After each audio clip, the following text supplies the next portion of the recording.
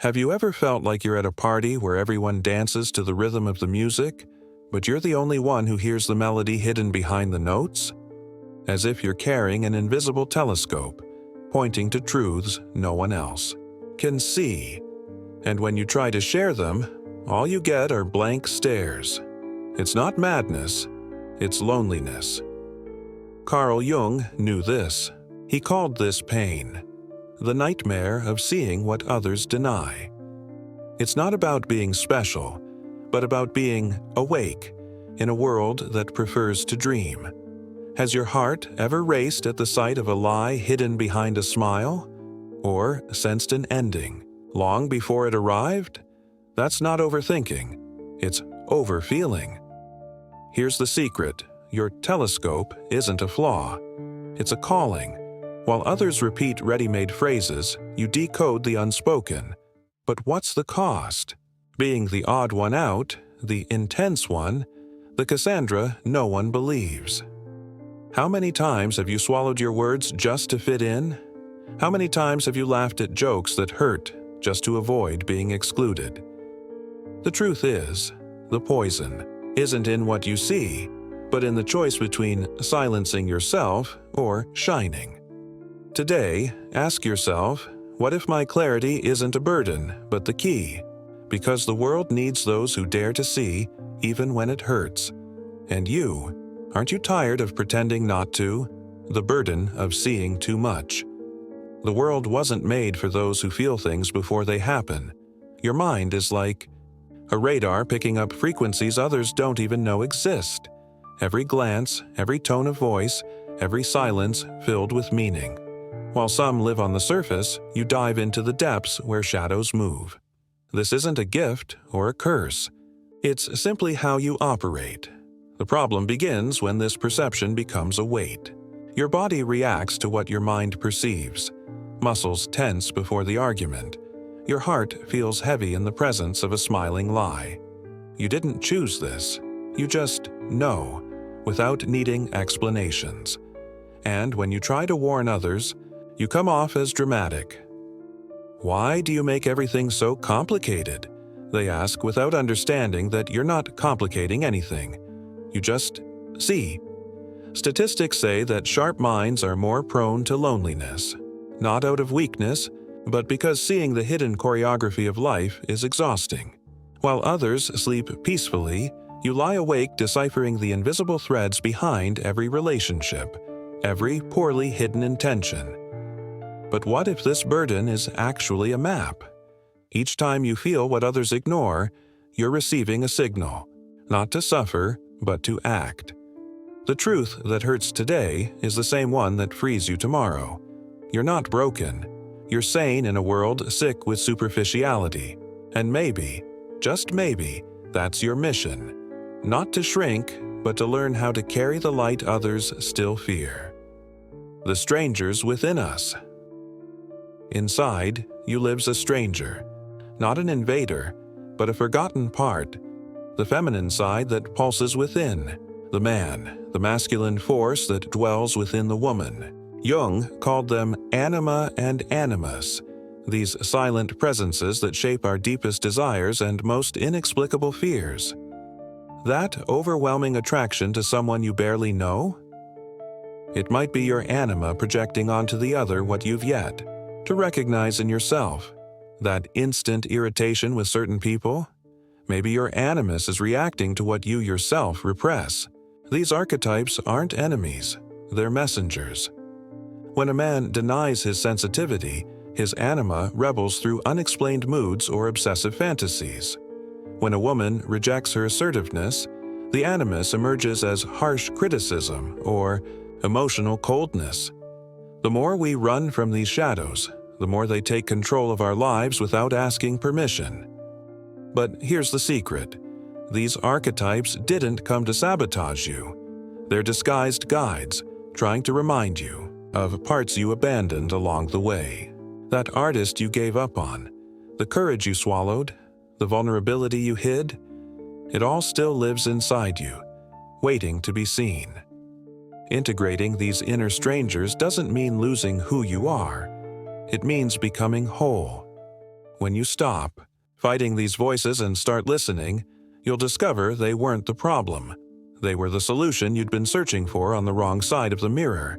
The king who chose solitude. Once upon a time, there was a kingdom where truth reigned, until the day a silent poison infected everyone but the king. Suddenly, logic became madness, and justice turned into hysteria. The monarch watched as his people applauded lies and feared ghosts, while he remained sober amidst the collective delirium. The dilemma came when the king was offered the same poison chalice. To drink it meant losing his lucidity, but gaining acceptance.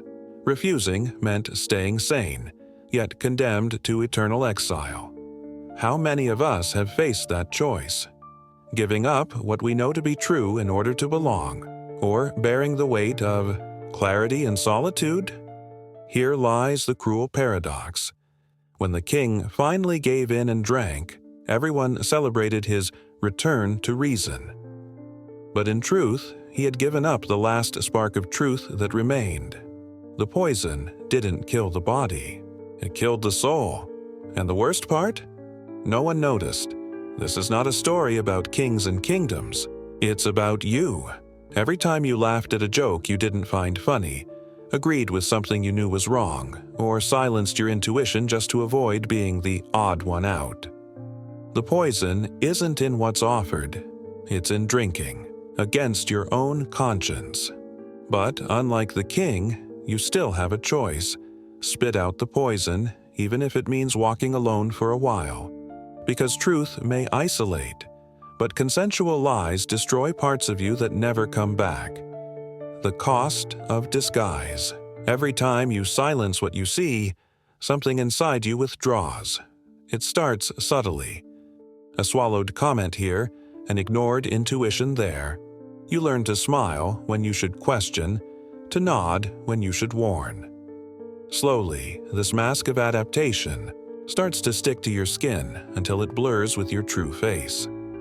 Psychologists call this derealization, when you become a spectator in your own life. Your eyes still see, but your voice no longer echoes.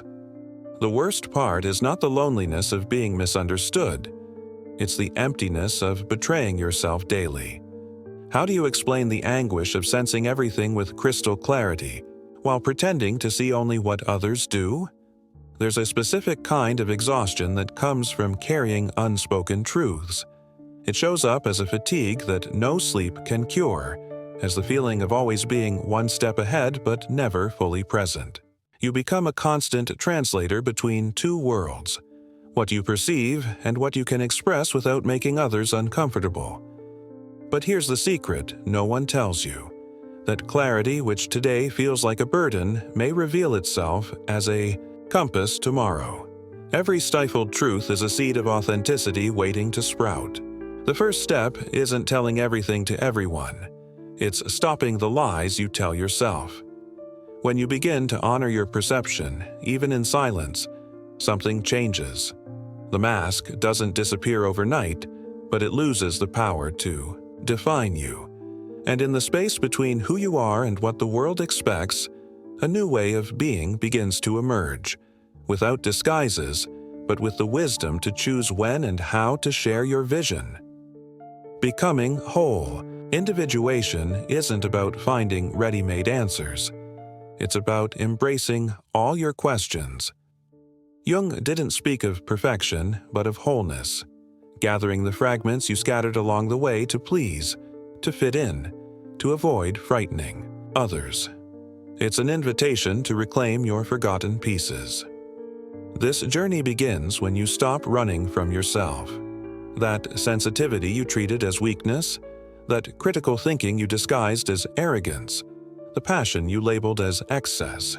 All of these are exiled parts crying out for recognition.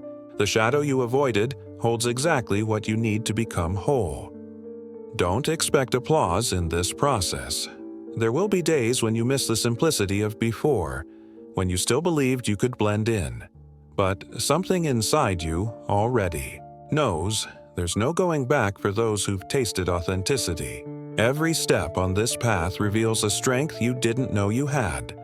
Not the strength of blind conviction, but the courage to embrace your own paradoxes.